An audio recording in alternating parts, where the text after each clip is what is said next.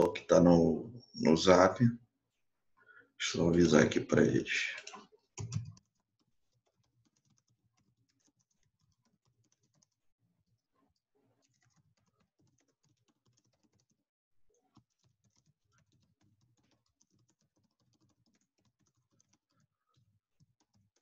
Então, gente, vamos começar, né? Por aqui já deu uns 10 minutinhos, aí as pessoas vão chegando. Em primeiro lugar, bom dia, né? Espero que estejam todos bem aí, né? Diante dessa nova fase, né, da nossa vida que a gente está passando, que parece que vai se estender um pouco mais, né? E fechamos o bimestre, né? Semana passada, e agora aparentemente estamos encaminhando para continuar, né? E finalizar o bimestre ainda nessa situação meio virtual. Então, hoje vamos começar a ver já um texto novo, né, que já vai fazer parte da próxima avaliação de vocês, né? Então, hoje nós vamos ler e discutir. Aí eu peço que todos prestem bastante atenção nele, né? Aproveitem a discussão também. E vamos estar pensando hoje, discutindo, né, sobre uma atividade que eu pensei para vocês, uma mais prática, né, para a gente fazer dentro desse isolamento. Tá? Que tem um pouco a ver com a nossa disciplina, né, tem a ver com a observação, e é isso aí. Tá? Então, peço que vocês abram o texto de vocês. Deixa eu abrir aqui o meu logo. Okay. É esse aqui, né? É a influência dos irmãos. Eu peço que vocês, quem tiver aí de note, né? Eu acho que fica melhor para acompanhar. Que você abra aí no seu note, né? E procure ler e discutir aqui junto comigo. Aí fiquem à vontade para vocês fazerem seus comentários, tá? E contribuírem também com a live, tá? Então, esse texto ele fala da influência dos irmãos. Eu estava dando uma linda da agora, ele é bem interessante.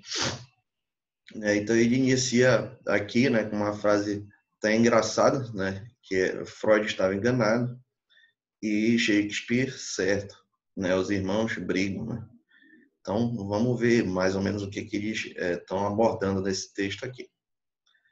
Tá? Então, inicialmente aqui, ele vai trazer um dado curioso para a gente, né?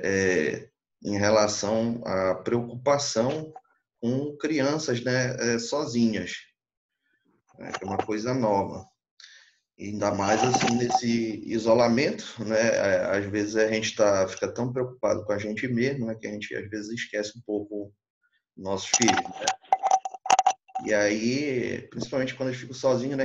Criança pequena, a gente tem que dar uma olhada, né? Porque às vezes elas fazem algumas coisas imprevisíveis. E aí ele começa falando aqui no texto, né, que no Brasil fizeram uma pesquisa fazendo um levantamento de registros médicos de um pronto-socorro, né, tentando entender por que as crianças engolem moedas. E alguns pesquisadores estavam intrigados se engolir moedas seria mais comum entre crianças que não tivessem irmãos, por fim de concluir que sua amostra era pequena demais para permitir alguma conclusão.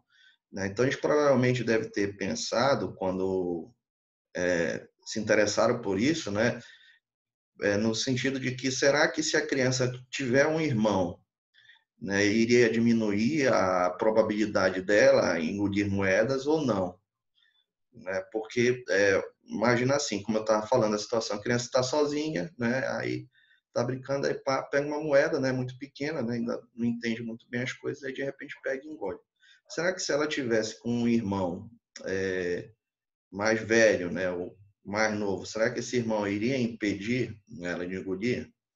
Né, eu acho que é esse que é o raciocínio do texto, né, e que daí que vem a questão da influência dos irmãos no comportamento das pessoas, né, tendo em vista que nós estamos vivendo um período, né, da sociedade que as pessoas estão tendo menos filhos.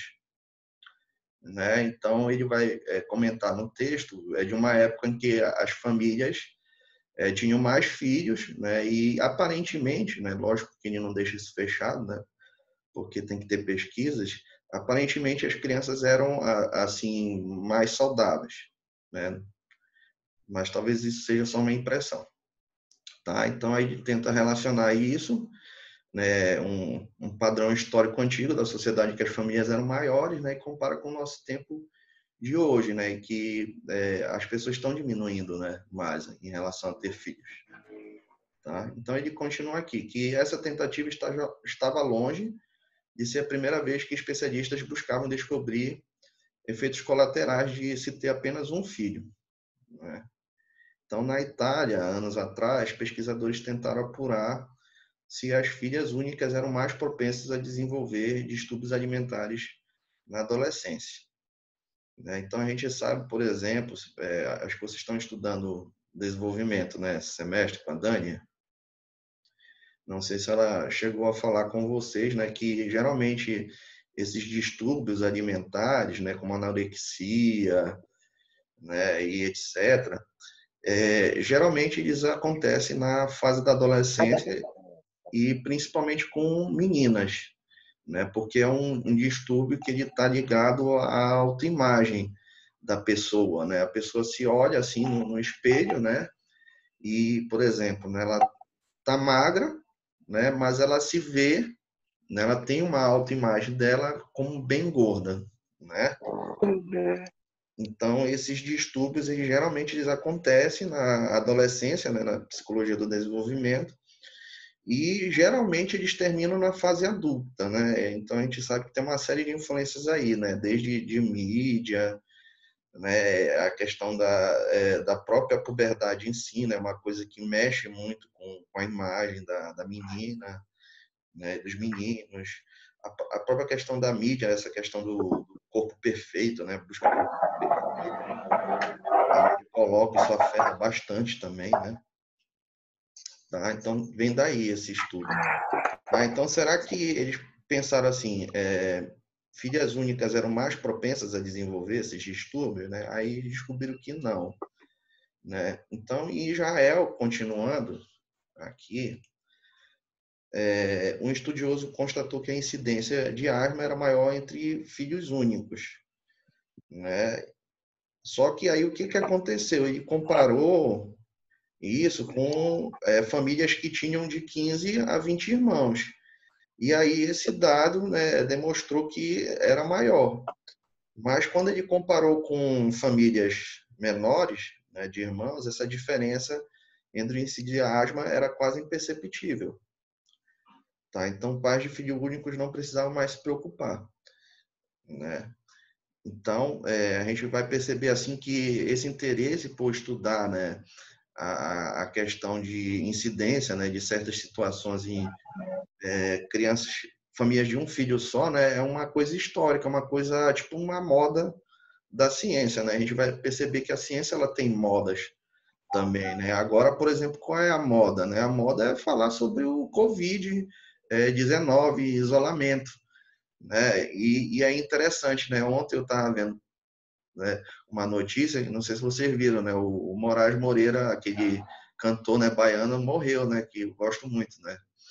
Toca MPB. E ele não morreu de Covid, ele morreu foi de infarto mesmo, né? Então a gente assim está muito ligado, né? Hoje em dia, né? Muito preocupado, apreensivo, né? Só com essa questão do Covid, né? Do isolamento, mas as pessoas estão morrendo de outras coisas também, né? Então é interessante a gente perceber, né? Que é a moda, né? Então agora a moda é tanto na ciência, na política, na saúde, é falar sobre a questão do Covid. Professor, Pois não.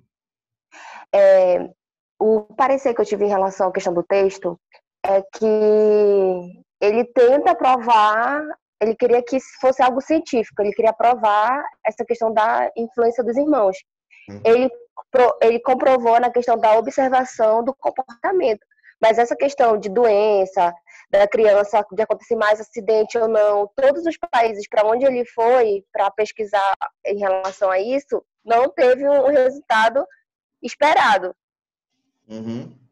né? Então, existe influência? Existe, fato. Só que essas comprovações que ele queria fazer em relação a essa questão de comparação de medida, para que ele conseguisse um dado que fosse falasse, não, a criança que tem irmãos é mais feliz.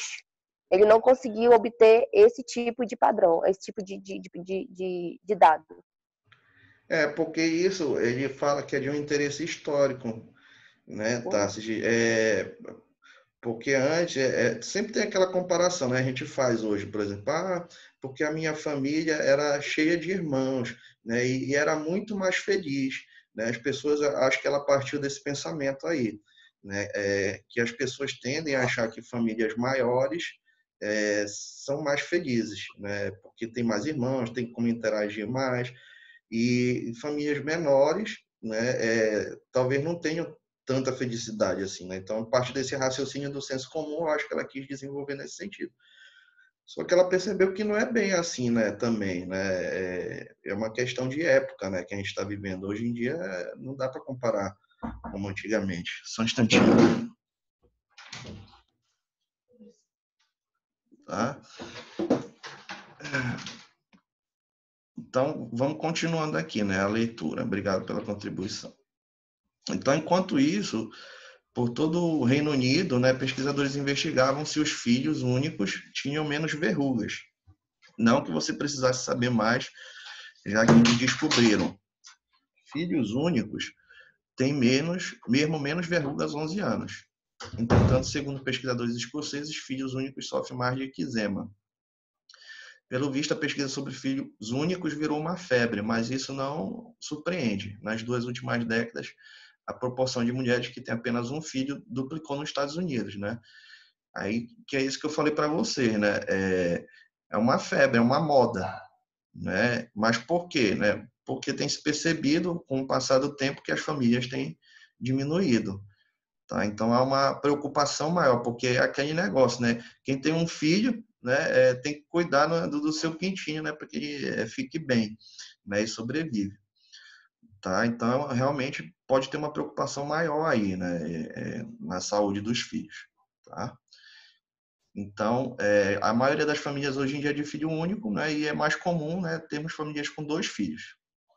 Não se sabe de que maneira isso impacta nas crianças, tá? Essa diminuição, porque como é algo novo, né, nós temos estudos longitudinais, né, de famílias grandes, né, que acompanharam famílias de vários irmãos, né, por vários anos. Vocês vão encontrar aí dentro da psicologia do desenvolvimento, né, a família patriarcal, né, que é chamada, né, que é aquelas famílias que ainda se reúnem ao redor dos pais, né, e etc. Tá? Mas e hoje, quando temos famílias, por exemplo, que são formadas de outras famílias, né? A pessoa hoje, por exemplo, se separa, aí ela casa de novo, né? Com uma pessoa que já tem outro filho, né? Como é que é hoje, tá? Então é bem diferente. Então a gente precisa saber mais, né? Sobre isso, entender melhor isso, né? Porque a gente vai estar atendendo famílias assim, né? Então não se sabe de que maneira isso impacta nas crianças, mas sem dúvida impacta de alguma forma, né? Cogitamos isso, pois temos tendência a estigmatizar as exceções, e filhos únicos são um bom exemplo disso. Há muito tempo, em 1898, um dos pioneiros da psicologia infantil, esse Stanley Hall, aí, escreveu que ser filho único por si só é uma doença. Né? Mas por que? Ele vinha, olha a época, 1889. Né? Então, aquela concepção, né, do senso até comum, né? Nossa, família maior, você tem mais irmãos, você pode interagir mais, né? A criança que é uma só, né, como é que ela vai brincar? Né? A gente pensa assim, né? Sozinha, coitadinha, né? Então, muitos estudiosos hoje refutam essa afirmação absurda, mas os estudos sobre verrugas e moedas engolidas indicam que alguns ainda se deixam influenciar pelas ideias de Stanley Hall. Tá? Então, o que a autora está colocando aí, né, são as contradições das modas da ciência, né, gente, que era uma preocupação que era muito pautada desses até especialistas, né, pautadas numa ideia de senso comum de que melhor era ter famílias grandes. Tá? Então, cientistas desvendaram algumas coisas sobre os filhos únicos. tá? Pontos em que eles apresentam pequenas diferenças em relação a crianças que têm irmãos, mas não se tratam de descobertas surpreendentes, tá? Então, não é nada fora do normal o que acontece hoje em dia, né? Então, é fato que, em média, esses filhos únicos têm um rendimento escolar um pouco melhor. Possivelmente pela mesma razão que os irmãos mais velhos se saem melhor que os mais novos, né? Aí tem aquela história, né, que eu falei para você, né? Quem tem um filho geralmente vai se concentrar só nele, né? Então vai se dedicar para ele, vai auxiliar até a parte financeira, vai ser melhor, vai ser voltada tudo para esse único filho. Quando você tinha, por exemplo, uma família de 10 irmãos, 12 irmãos, muitas vezes se percebia assim, tinha uns que conseguiam estudar, entendeu? E tinha outros que não completavam o ensino médio e etc. Por quê? Não tinha como dar oportunidade para todos, né? Lógico que os pais se esforçavam, né, para dar e etc. Mas como eram muitos, né, ficava mais difícil de se administrar. Então começa a criar um pouco, né, esse mito assim de que a família maior, né, seja mais feliz, né? Tentem pensar aí na família de vocês, se vocês tiverem uma família grande, né? Os irmãos de vocês são parecidos entre si ou são muito diferentes, né? Então tentem refletir logo aí, né? Que é um texto que leva a gente a pensar nisso, tá? Então ele coloca aqui um dado interessante, que geralmente crianças, filhos únicos, eles têm um melhor rendimento na escola. E aí ele traz outro dado aqui que os irmãos mais velhos se saem melhor que os novos. Então, um estudo feito na Austrália mostrou que filhas únicas fazem 15 minutos a menos de atividades físicas por dia, o que reforça um estudo alemão que alega que o condicionamento físico de filhos únicos pequenos é ligeiramente inferior das demais crianças. Tá? Aí tem essa questão, né, do desenvolvimento físico, né? A criança única, com quem ela vai brincar, né? Então, pode ser que, em termos de condicionamento físico, ela possa ter um condicionamento um pouco inferior das outras crianças. Mas não é essa a preocupação da sociedade em relação aos filhos únicos. O que nos intriga será que eles sabem se relacionar bem? Tá. Então, em nenhuma outra parte, essa questão recebe mais atenção do que na China, que impõe o limite de um filho às famílias que moram em áreas urbanas, desde 79. Apesar dessa política, 42,7% das famílias chinesas hoje têm 2 ou mais filhos. Quando a política entrou em vigor, críticos argumentaram que um país de filhos únicos poderia destruir as características peculiares de uma nação inteira. E apesar de investigar a questão a fundo por 3 décadas, as pesquisas na China ainda não chegaram a nenhuma conclusão consensual. Segundo o relatório, filhos únicos que estão entre o 6º e 8º ano escolar são menos ansiosos e têm habilidades sociais mais desenvolvidas. Porém, outro relatório afirma que no ensino médio verifica-se justamente o contrário. Porque não estamos exagerando os efeitos enxergando. É surpreendente, já que a teoria de que ser filho único destitui a criança de habilidades sociais tem muita lógica. A criança que cresce com irmãos tem a oportunidade de aprender com milhares de interações e se relacionar socialmente. Segundo essa teoria, o fato de ter irmãos deveria dar a uma criança uma grande vantagem na capacidade de se relacionar em comparação aos filhos únicos. Mas não dá. E vocês, o que vocês acham, gente, até agora que a gente leu? Filhos únicos, será que eles sabem se relacionar bem? O que vocês pensam, né? Até a galera aí que tem filhos, né? Como é que observa isso no seu dia a dia? Para a gente dar uma quebra aqui. Fiquem à vontade.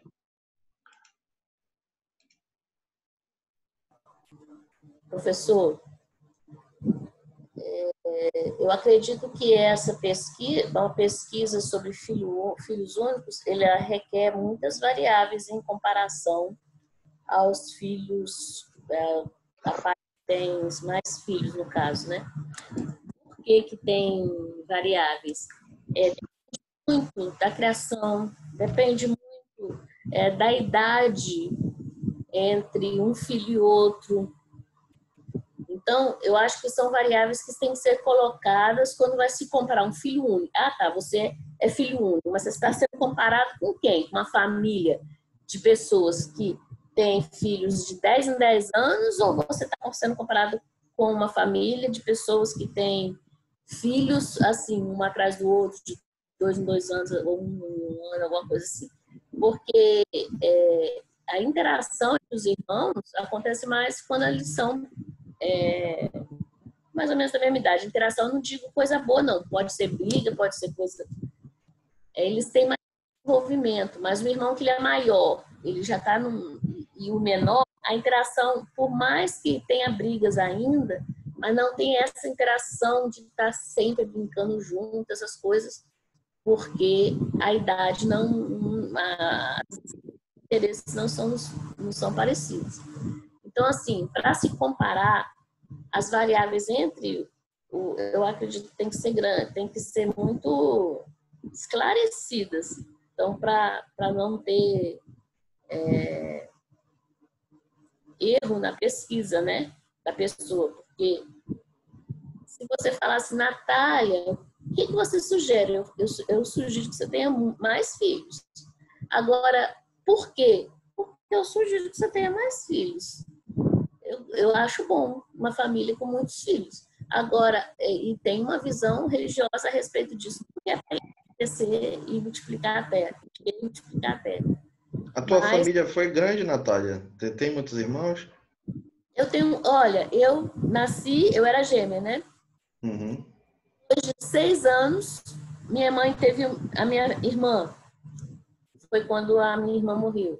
Depois de 6, tive um outro irmão. Então, eu não tive esse contato de irmão com meus irmãos. Eu era mais mãe deles, ficar cuidando. Então, assim, depende muito. Por isso que eu acho assim que a pesquisa, para ser feita, ela tem que ser feita num contexto onde todos têm uma característica parecida. Não sei se eu consigo. E já os meus filhos, não. Meus filhos, um nasceu quando estava fazendo 3 anos, o outro já estava nascendo. E aí a interação é bem maior, e a confusão é bem maior, e as situações são diferentes. Uhum. Uma mãezinha criando os filhos já é diferente. Uhum. Tem filhos que são de idades diferentes, a gente não é só irmão, a gente também é mãe. Sim. Com certeza. Como tu falou, isso aqui é um artigo que ele é de desenvolvimento, né? Aí não sei se vocês têm visto com a professora Dani, né?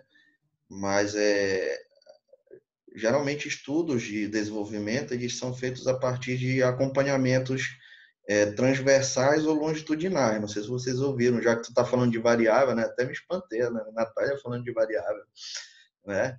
Mas assim, vocês estão ouvindo, né? O senhor que ensinou para a gente, professor? E bom, fico feliz então, né? Mas ela já falaram para vocês de estudos longitudinais e transversais, né? Sim. Né? Então, os transversais é quando você pega, por exemplo, um corte, né, da população, né? Você quer estudar, por exemplo, se adolescentes eles são mais felizes sendo filhos únicos ou quando tem irmãos. Então, você vai pegar duas populações aí e vai fazer um corte transversal. Aí você vai pegar o quê? Adolescentes de várias idades. Tá entendendo? Então, vamos pegar 10 adolescentes de 13, vamos dizer assim, 20 de 14, uns 15 de 15 e assim por diante, né? E aí fazer um acompanhamento de 2 meses, 3 meses com ele. Então, o que a gente tem aí? Um corte transversal, né? A gente pegou uma amostra, né, de várias idades e acompanhou por um pequeno tempo, né? E aí, a partir daí, a gente identificou algumas coisas, né? Fez um estudo. E o longitudinal, né, quando você acompanha, né, um grupo, por exemplo, de mesma idade, vamos acompanhar, né, adolescentes de 13 anos e adolescentes que têm irmãos e que não têm irmãos. E qual é o efeito disso no comportamento deles?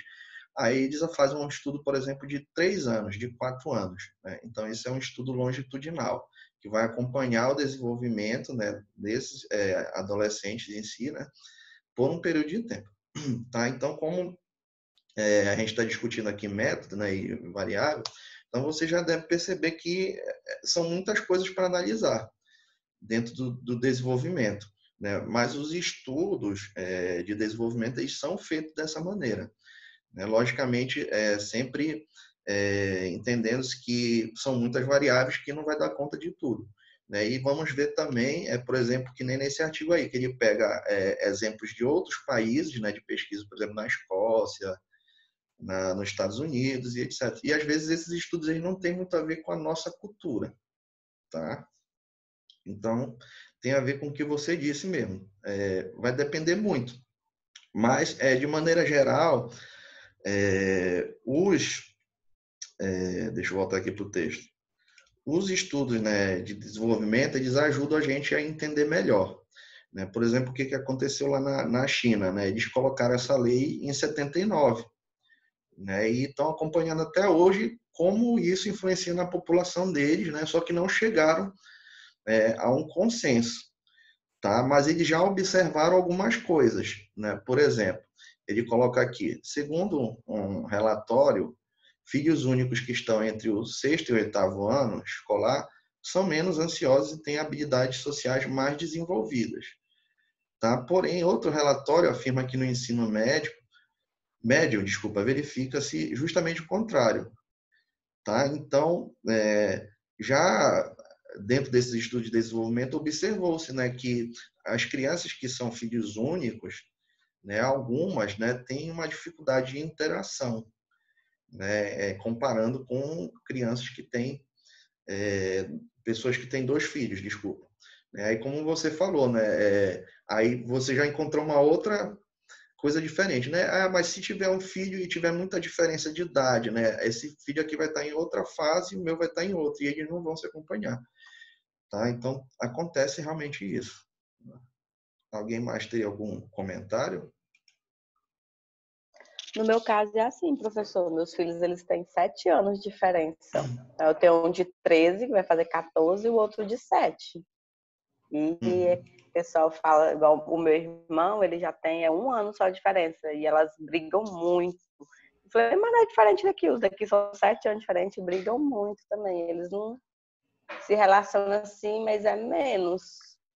Eu acredito que quando é junto, nasce assim, mais próximo de idade um do outro. Até porque os pensamentos são diferentes, né? O de 14, o que vai de 13 anos, ele já tá na adolescência, ele já não vai querer mais brincar de carrinho, essas coisas assim. E às vezes ele brinca e a gente fala, vai lá e brinca um pouco com seu irmão, porque o outro fica chorando. Mas ele já não tem mais esse atrativo de brincadeira. E é só eu e mais um irmão, nós somos 3 anos de diferença. Só que como ele é homem, também a gente não tinha essa brincadeira, esse contato, porque o meu interesse era um e o dele era outro. Então, assim, igual a Natália falou, é muitas variáveis. Depende muito de muita coisa, o contexto, assim, é bem amplo. Sim. Ainda tem isso, né? A questão do sexo, né? Isso pode também influenciar bastante, né? No gênero. Eu gosto da ciência porque ela faz experimentos, né? A questão eu gosto de livro, A questão a maioria dos artigos, eles vêm muito com essa questão do ponto de vista da pessoa que está fazendo o artigo. Então, muitas das vezes, alguns pontos são colocados a questão do ponto do senso comum. E aí, quando a gente traz para a ciência, ela já te dá ela já te dá um respaldo, né, de caráter assim, foi feita uma pesquisa, foi comprovado, a maioria e tudo mais. Então, assim, eu estou lendo esse livro que é O Desenvolvimento da Criança, do Nascimento até a Adolescência. Esse livro, ele é o autor Gabriela Martorell. Essa eu não conheço. Aí é um livro muito legal, é um livro muito bom. E aí ele fala, por exemplo, que nem a questão, a gente falava muito de subjetividade. Aí a professora Daniela sempre colocava assim, alguns autores discordam da subjetividade, alguns autores discordam da subjetividade. Aí eu fui pesquisar o porquê que alguns autores discordam da questão da subjetividade. É Só por causa de um objetivo. termozinho, subjetividade. Só por um termo já te dá outra visão. Por exemplo, o autor coloca diferenças individuais. Já passa para um lado mais científico. E Acontece. só de colocar a questão de subjetividade. Então, só esse termo de diferenças individuais já dá todo um ponto diferente. Outra questão também, professor, por exemplo, eu li o texto da influência sobre os irmãos, e aí eu comecei a ler o livro e achei um parágrafo que falava sobre a influência da pobreza no desenvolvimento das crianças. Uhum. Então, a questão da influência da pobreza, por exemplo, o livro diz que crianças que são criadas com os avós, por exemplo, eles tendem a ser mais pobres, tendem a não se desenvolver, eles tendem a se desenvolver de uma forma diferente, porque existe aquela superproteção, existe é diferente a condução da criação dos avós com as crianças, entendeu? É diferente o limite. Então, por exemplo, tem essa questão da influência muito mais forte dos avós em relação à criação do que ao próprio irmão. E a questão da pobreza também. Depois eu vou tirar uma foto da Essa da parte do pobreza eu já texto e tinha mando. visto. Quando eu já dei aula de desenvolvimento, então a gente fala disso, né? Tanto é que isso é até diretriz da própria ONU, né, e da OMS, né? Isso já é uma coisa que é comprovada realmente, que científico mesmo. a pobreza ela afeta o desenvolvimento da criança, né? Porque a criança que é pobre, ela não tem dinheiro, por exemplo, para se alimentar. Né? Então, se ela não se alimenta bem, vai se desenvolver. Então, existe uma relação. Né? Por isso que a questão da ONU é combater, né, a pobreza, né? Que é justamente por causa disso. Da OMS. Né? Por exemplo, eu gostei do texto porque, no parte do senso comum, por exemplo, olha, ele fala assim, a pobreza é estressante e pode prejudicar o bem-estar físico, cognitivo e psicossocial da criança e da família. Crianças pobres são mais propensas do que outras crianças para passar fome, ter doenças com frequência, cárcere de acesso à assistência médica, sofrer acidentes, violências e conflitos familiares, e apresentar problemas emocionais ou comportamentais. Então, assim, porque eu li o texto e, né, como eu tenho esses livros, eu estou pesquisando e fazendo algum link com as matérias. Não, na psicologia do desenvolvimento tu vai encontrar mesmo isso aí, né? E a gente sabe que influencia. Gente, só parando um pouquinho, falta 2 minutos para terminar aqui. Aí eu vou fechar, aí eu vou passar a chamada lá no grupo, tá? Aí a gente volta aqui para a segunda parte. Aí eu estou gravando aqui o vídeo para jogar lá no YouTube para quem está com dificuldade de acesso. Tá? Então a gente vai fazendo a aula assim, desse jeito, dialogando, né? E lendo aqui, discutindo um pouco. E a gente vai daqui a pouco também conversar uma ideia que eu tive, né? Já que a gente não vai poder fazer observação na escola, né? Eu pensei da gente tentar fazer um vídeo, né? Onde a gente tenta, vai ser legal para quem tem criança, né? Que a gente tenta fazer alguma atividade com a criança no isolamento, tá? Essa seria uma ideia de um trabalho que eu queria fazer com vocês, já que a gente não vai poder, né, ir na escola observar. Tá? Mas aí daqui a pouco mais eu explico melhor a minha ideia. Tá? Então vou passar a chamada lá no grupo. Aí professor, aí o senhor compartilha o seu canal do YouTube aqui no grupo. Vou compartilhar, deixa, ele vai converter o vídeo aqui, aí eu vou jogar para o YouTube, eu já compartilho, tá? Já a gente volta, gente. Bom dia.